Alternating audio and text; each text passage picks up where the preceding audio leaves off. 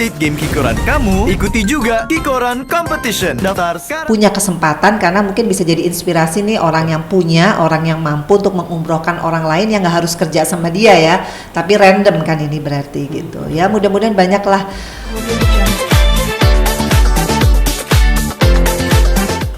Dapat beasiswa akhirnya dia bisa membuka startup gitu. Artinya kita dengan sumber daya alam yang banyak, kalau kita mau berpikir yang visioner, kita bisa menjanjikan anak muda kita yang lulus SMK mungkin atau lulus S1 bisa dapat pekerjaan karena dibuka lapangan pekerjaannya dengan sumber daya alam Indonesia yang begitu banyak. Jadi tema-tema ini menurut aku adalah tema yang sangat yakinlah bahwa Pak Ganjar dan Pak Mahfud di sini menyajikan benar-benar ke depannya Indonesia ini mau dibawa kemana. Makanya kenapa swing voters ini penting untuk menonton debat-debat presiden supaya mereka tuh benar-benar memilih yang sesuai dengan kebutuhan masyarakat Indonesia, yaitu lapangan pekerjaan.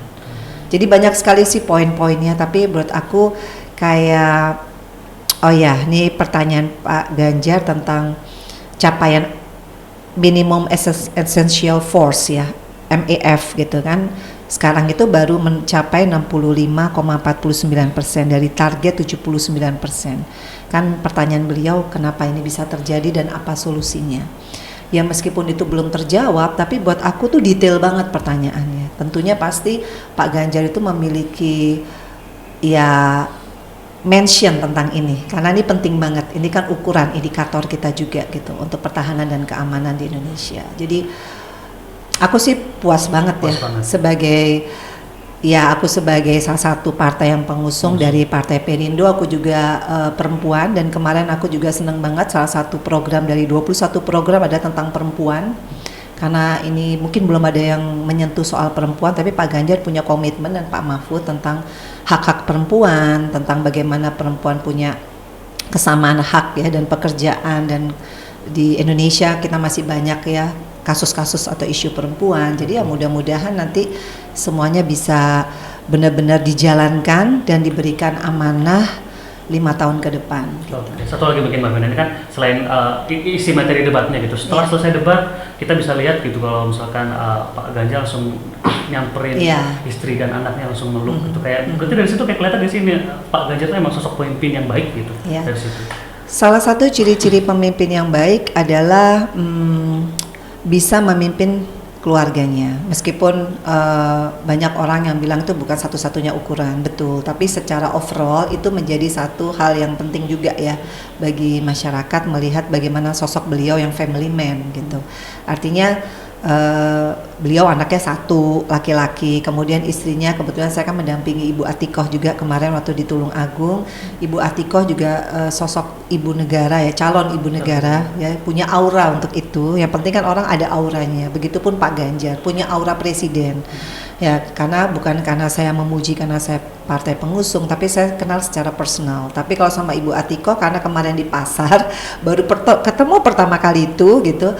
Beliau orangnya sangat sederhana, sangat ramah, kemudian sangat smart ya, karena saya mendampingi di salah satu pondok pesantren yang ada di Tulung Agung. Jadi kesan saya bagaimana beliau itu menyemangati semua buruh-buruh, bukan buruh ya, pekerja yang ada di pesantren yang memang istilah kata yang punya pesantren itu memang punya perusahaan besar lah gitu. Di situ beliau berinteraksi dengan masyarakat, terasa banget saya aja ya memang dari dapil situ gitu ya, cara beliau membawakan diri itu ya kita perlulah ibu negara seperti itu ya. Saya rasa sih memang ini good couple ya, jadi lovely couple gitu untuk Indonesia ke depannya. Dan saya lihat juga anaknya itu dukungannya, saya follow juga Instagramnya Alam ya, itu juga sangat mendukung bapaknya, pasti kasih masukan juga buat bapaknya karena politik itu harus kekinian. Dan apa yang saya lihat dari Pak Ganjar itu beliau berusaha untuk mengkombinasikan antara politik yang konvensional dengan kita harus punya jiwa negarawan, idealisme, nasionalisme, tapi disesuaikan dengan era sekarang karena pemilih kita kan juga anak muda ya. Betul. Yang harus didekati dengan cara-cara yang milenial ya, kayak tadi tema baju Top Gun dengan UMKM, pakai baju dari Bandung. Saya rasa nih bajunya kan udah limited edition ya, pasti akan dicari nih gara-gara Pak Ganjar. Dulu pakai sepatunya kalau nggak salah kan, sepatu apa tuh yang buatan Bandung juga, akhirnya jadi ngetop kan gitu. Jadi Ya buat saya ini ciri-ciri pemimpin yang kita nantikan lah. Jadi setiap kepemimpinan kan ada eranya, ada gayanya, tapi yang paling penting adalah punya komitmen terhadap anti korupsi itu tadi sih buat aku. Oke, terakhir Mbak, mungkin untuk harapannya untuk debat kedepannya lagi apa mungkin untuk paslon nomor 3 ini dari Mbak Ben? Iya, harapan aku yang pasti semua paslon ya, capres dan cawapres diberi kesehatan sama Allah.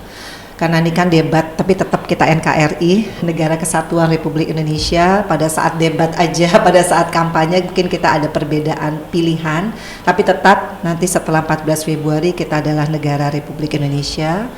Kemudian untuk Pak Ganjar specifically dan juga Pak Mahfud harus jaga kesehatan, harus semangat dan harus yakin bahwa kalau kita niatnya baik pasti Allah akan membuka segala jalannya gitu. Dan saya juga senang banget ternyata memang pendukung-pendukung kita nih sangat menjaga behavior juga pada saat kampanye, itu penting gitu. Dan juga di daerah saya lihat semua sangat menjaga marwahnya dari Pak Ganjar dan juga Pak Mahfud. Sekali lagi congrats, pokoknya semangat terus, mudah-mudahan jadi presiden dan wakil presiden 2024 sampai 2029. Amin ya robbal alamin. Terima kasih banyak Iya. Mbak Ben. Banyak banget loh. Aku tuh nggak nonton karena Lira, aku lihat di nonton. YouTube. Dia barusan lihat di YouTube pagi-pagi. Ya, betul. Jadi kalau nggak nonton bisa aku catat. Betul. Mbak Ben, aku mau sekalian orang karena itu rajin sholat oke. sama ibu-ibu gitu. Mungkin apa dari Mbak Ben aja? Boleh? Iya. Aman? Iya. Ya mungkin Mbak Ben melihat ada seorang parkir lah, juru parkir itu yang dia tuh rajin sholat 5 waktu nih, akhirnya ada ibu-ibu yang kayak terharu melihat si bapak-bapak ini, mungkin sampai si ibu-ibu itu kayak ngasih umroh gratis nih buat bapak tukang parkir ini. Mungkin tanggapan dari bapaknya seperti apa mungkin? Iya, alhamdulillah ya masih banyak banget orang-orang yang berhati mulia seperti ibu tadi, siapa namanya? Ibu-ibu. Aku nggak tahu, tapi pasti dapat pahala ya dari Allah, karena mengumrohkan orang itu sama aja kita membuat seseorang datang ke rumah Allah tuh pasti luar biasa pahalanya ya, dan nggak akan pernah putus pasti rezekinya. Dan pasti buat bapak itu aku yakin memang kalau kita sama Allah itu kita deket, kita hanya minta sama Allah, apa yang nggak mungkin pasti kun fayakun terjadi ya. Pasti aku yakin bapak ini pasti terkaget-kaget, tapi itulah kebesaran dari Allah. Selama kita apapun bisa terjadi, yang penting kita selalu berbuat baik dan pasti dikasih yang terbaik. Oke, satu lagi mungkin Mbak, apakah ini bisa menjadi contoh yang baik buat orang-orang nih yang mungkin kurang rajin beribadah dan jadinya harus rajin gitu beribadah karena ada orang baik seperti ini? Iya, sebenarnya itulah manfaat dari medsos saat ini ya, teknologi medsos. Artinya kalau kita mau memberikan satu syiar gitu ya, itu hal-hal yang baik sebenarnya. Jadi kalau kita lihat contoh yang sudah ada di medsos, seorang bapak rajin sholat, tukang parkir dapat rejeki dari seorang ibu yang nggak dikenal sebelumnya dan nggak kerja juga sama ibu itu, artinya kita bisa menjadikan contoh bahwa kita juga bisa seberuntung bapak yang tadi. Mungkin bagi yang lain-lainnya juga, mungkin yang belum mampu ke rumah Allah bisa punya kesempatan, karena mungkin bisa jadi inspirasi nih orang yang punya, orang yang mampu untuk mengumrohkan orang lain yang nggak harus kerja sama dia ya, tapi random kan ini berarti gitu ya. Mudah-mudahan banyaklah iya yang mengikuti jejak ibu itu. Oke, baik, terima kasih banyak Mbak Ben. Iya. Aduh udah tuh.